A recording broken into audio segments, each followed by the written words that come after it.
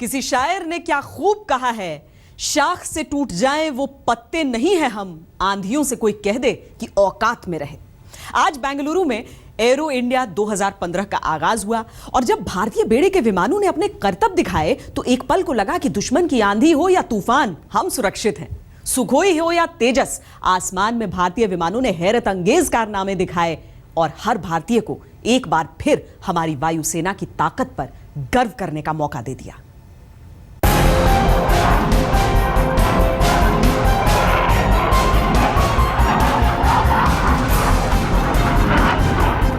56 inch का सीना भले एक जुमला हो, लेकिन हवा में हिंदुस्तानी ताकत का ये नजारा देखकर हर हिंदुस्तानी का सीना चौड़ा होना लाजमी। स्वदेशी तकनीक से बना हल्का लड़ाकू विमान तेजस जब आकाश का सीना चीरकर भारतीय बेड़े में शामिल होने का ऐलान करता है तो एक बार को मन करता है कि दुश्मन भी आज हमें देखे।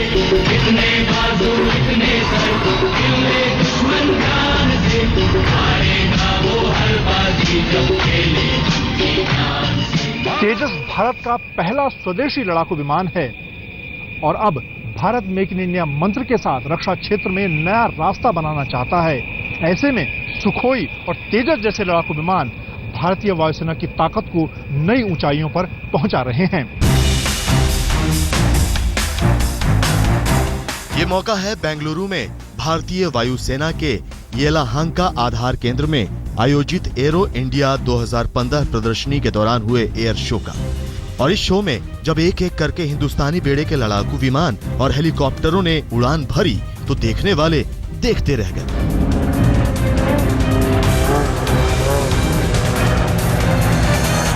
और ये है सुखोई।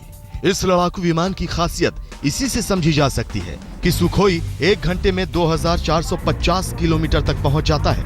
एक बार उड़ान भरने के साथ वो 8000 किलो तक के हथियार लेकर 5200 किलोमीटर तक उड़ान भर सकता है।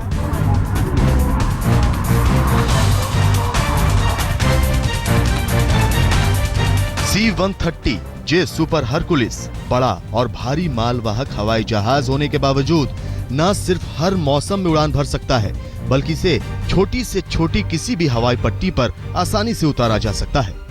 हरक्यूलिस की खासियत यहीं खत्म नहीं होती। जरूरत पड़ने पर हरक्यूलिस कच्ची हवाई पट्टी पर भी लैंड किया जा सकता है।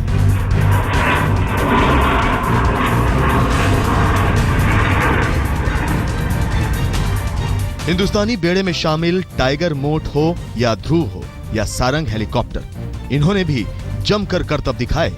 देखने वाले देखते रह गए और करतब दिखाने वाले महफिल लूट ले गए। ये अलग बात है कि जान हथेली पर लेकर इन विमानों को उड़ाने और करतब दिखाने वाले जानते हैं कि उनकी छोटी सी चूक उनकी और दूसरों की जान ले सकती है, लेकिन वो भी जानते हैं कि डर के आगे जीत है।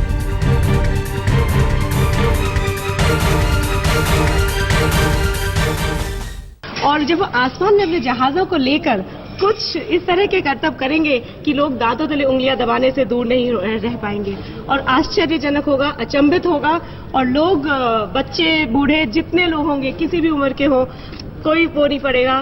बस जब वो ये अपने आसमान में उड़ के जो करतब करते हैं, सबकी आंखें खुली रह जाती हैं और वो कहते हैं कि अगर देखना है मेरे उड़ने के अंदाज को तो आसमान से कह दो कि थोड़ा और ऊंचा हो जाए। ये सारे वैमानिक कहते हैं।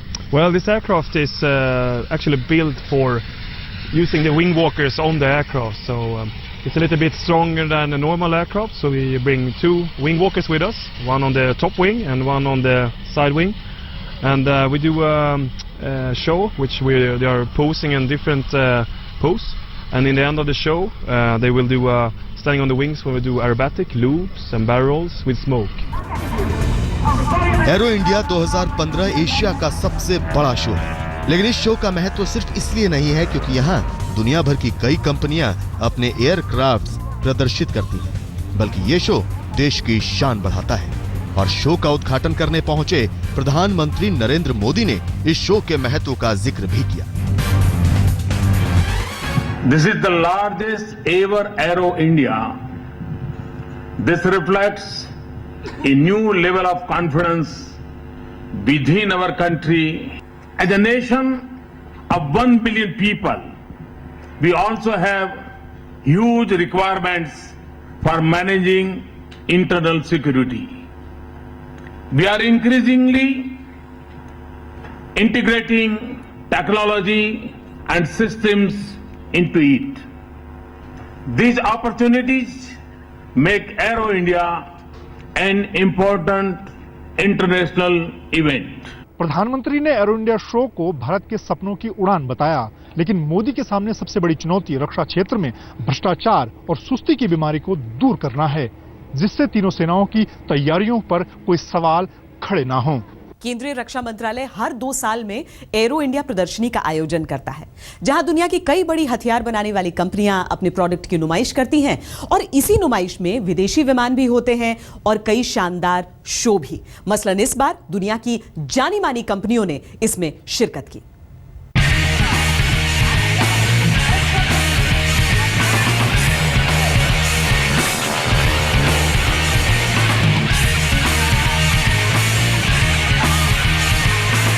एयर शो में जलवा उन विमानों ने भी दिखाया जो अभी भारतीय बेड़े में शामिल नहीं है। ऐसा ही विमान था ब्रेटलिंग विंग वॉकर्स।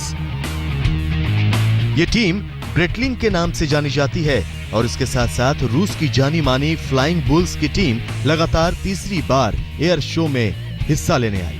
इस टीम की अगुवाई करीब 65 साल की महिला पायलट रडका मकुआ कर रही हैं। जब वो अपने उड़ते जहाज को 360 डिग्री पर एक दूसरे जहाज के इर्द गिर्द घुमाती हैं, तो लोग दांतों तले उंगली दबा लेते हैं। I stand on the top wing and then I climb down to the bottom wing and we perform different poses and wave to the audience. Have you ever been scared doing this?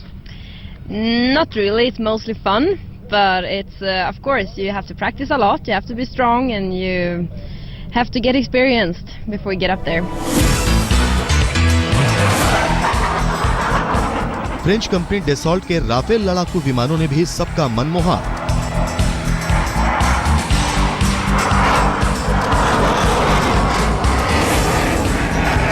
भारतीय बेड़े में Rafale entry ले चुका है और अब French company चाहती है कि ज्यादा से ज्यादा विमान भारत को बेचे जा सके।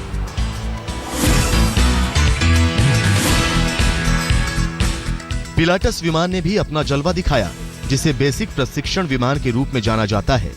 हालांकि इसका इस्तेमाल युद्ध के समय भी किया जा सकता है। कैनेडियन एयरफोर्स ने इसे सूडान युद्ध के दौरान काम में लिया था। भारत और अमेरिका के बीच सामरिक संबंध प्रगाढ़ हो रहे हैं, लिहाजा इस बार सबसे ज्यादा अमेरिका की 64 कंपनियां हिस्सा ले रही हैं। दरअसल भारत अमेरिका से कई नए विमान और हेलीकॉप्टर खरीदने जा रहा है। इसमें C-130J सुपर हरकुलस विमान भी शामिल है। वायुसेना पहले ही 6 C-130J सुपर हरकुलस विमान खरीद चुकी है, जबकि 6 और लेने हैं। वैसे सिर्फ अमेरिका की नहीं, बल्कि दुनिया के कई देशों की कई बड़ी कंपनियां शो में शिरकत कर रही हैं। इनमें अमेरिका की 64, फ्रांस की 58, ब्रिटेन की 48, रूस की 41, इजराइल की 25 और जर्मनी की 17 कंपनियां शामिल हैं। विदेशी कंपनियों की तरफ से बहुत ही इंटरेस्ट है। उन्होंने एसएमईज और एमएसएमईज से बहुत बातें करना शुरू कर दिया है, मगर जैसे राफेल फाइटर के प्रोजेक्ट में अभी आप सामने आया है कि प्रॉब्लम्स हैं, वो हिंदुस्तान एरोनॉटिक्स लिमिटेड पर भी भरोसा नहीं करना चाहते कि वो टाइमली डिलीवरी करेंगे और उनके ऊपर पेनल्टी लग जाएगी या नहीं लगनी चाहिए। इस प्रकार फॉरेन कंपनीज में ये काफी डाउट है कि जितना ट्रांसफर ऑफ टेक्नोलॉजी हम मांग रहे हैं उतना हम एब्जॉर्ब कर पाएंगे कि नहीं।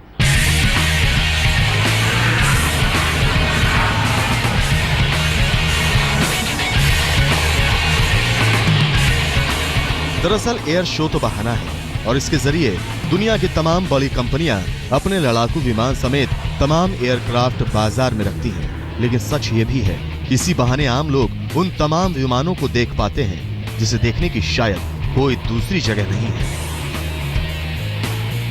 इस बार एयर शो में अमेरिका की 60 से ज्यादा कंपनियां हिस्सा ले रही हैं, चाहे बात ऐसे बड़े एयरक्राफ्ट की जाए, ग्लोबमास्टर, C-130J सुपर हरक्यूलिस और दूसरी बड़ी कंपनियां। इसके अलावा कुल मिलाकर अगर बात की जाए तो 600 से ज्यादा विदेशी कंपनियां इस बार एरो इंडिया शो में भाग ले रही हैं और खासतौर से प्रधानमंत्री मोदी मेक इन इंडिया का जो नारा उनका है, इस बार कोशिश है कि एरो इंडिया में भी उसकी झलक देखने को मिले।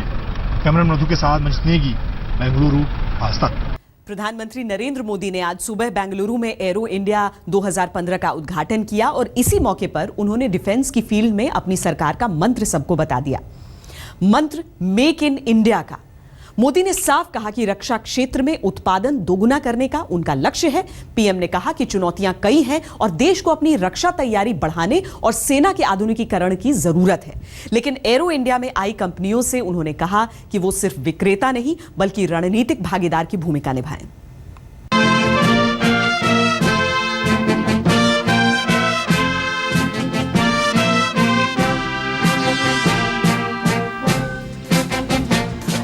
बेंगलुरु में एरो इंडिया शो में पहुंचकर प्रधानमंत्री नरेंद्र मोदी ने कभी तेजस के सामने खड़े होकर तस्वीर खिंचाई, तो कभी विमान पर बैठकर, तो कभी आसमान में करतब दिखाते विमानों को देखने के लिए दूरबीन थामी। इससे पहले शो का उद्घाटन प्रधानमंत्री नरेंद्र मोदी ने ही किया और साफ कर दिया कि एरो इंडिया की थीम भी मेक इन इंडिया है। उन्होंने कहा कि भारत अब रक्षा इंडस्ट्री में स्वदेशी उत्पादन को मिशन की तरह देख रहा है। We are focusing on developing India's defense industry with a sense of mission. This is why it is at the heart of our Make in India program. We are reforming our defense procurement policies and procedures. PM Modi करीब 3 घंटे तक arrow show में रहे। PM ने Hindustan aeronautics limited और अमेरिकी company Boeing समेत कई स्टॉल का जायजा लिया। पीएम ने यह भी कहा कि रक्षा क्षेत्र में विदेशी निवेश को बढ़ाकर 24% किया गया है और अब ऐसी योजना शुरू की जा रही है जिसमें भारत के प्रोटोटाइप के विकास के लिए सरकार 80% धन उपलब्ध कराएगी। रक्षा क्षेत्र में मेक इन इंडिया का नारा देकर भारत ने अपने इरादे साफ कर दिए हैं। दरअसल पीएम को उम्मीद है कि आयात घटाकर भारत 1 लाख से ज्यादा रोजगार सृजित कर सकता है और ये बड़ी उपलब्धि होगी। प्रधानमंत्री के आगमन और इस हाई प्रोफाइल कार्यक्रम की वजह से आईटी सिटी में सुरक्षा के पुख्ता इंतजामात कर दिए गए हैं। ये एरो इंडिया शो 5 दिन चलेगा और आयोजकों को उम्मीद है कि इस बार 1.5 लाख से ज्यादा लोग यहां पहुंचेंगे, जो पिछली बार से 59% ज्यादा है। तो अगर आप बेंगलुरु या आसपास के किसी शहर में रहते हैं तो ये एक देखने लायक प्रदर्शनी है। मंजीत नेगी, बैंगलोर, आज तक।